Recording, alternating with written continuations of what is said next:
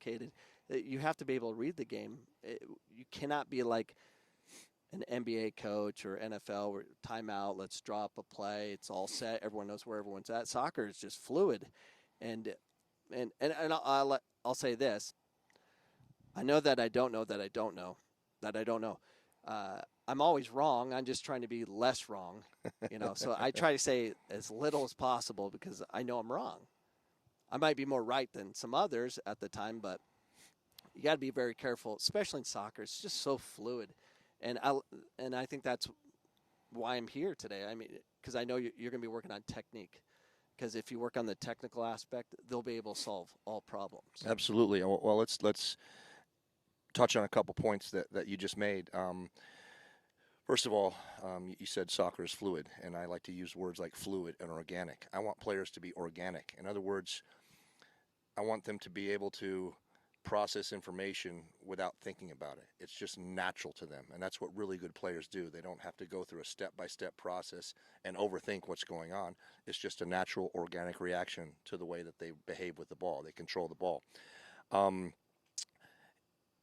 Soccer is a player's game, not a coach's game. A lot of other sports are coach-centric, while ours is player-centric. And as you said, if I start yelling at you and you stop and listen to me, the play's 30 yards down the field and there's no way you can catch up and affect the play. So a lot of the decisions, or most, in fact, if not all, the great decisions are made as the game is flowing, and the players have to make them.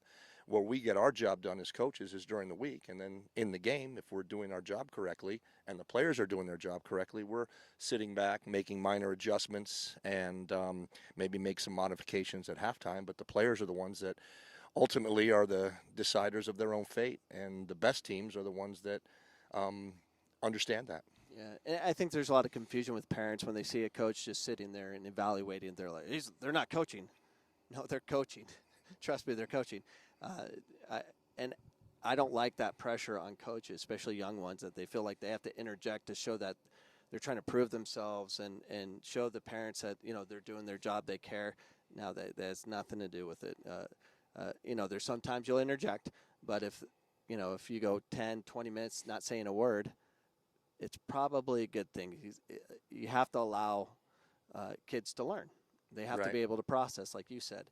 And before we get too much into if you enjoyed that clip, you can enjoy all the clips at youtube.com/Coach Cameron Soccer to get all my content. Make sure you subscribe, hit the notification bell so you know what's going on and when we appear online, which is typically every Sunday, 7 p.m. Mountain Standard Time. Hope to see you this Sunday for our next live show.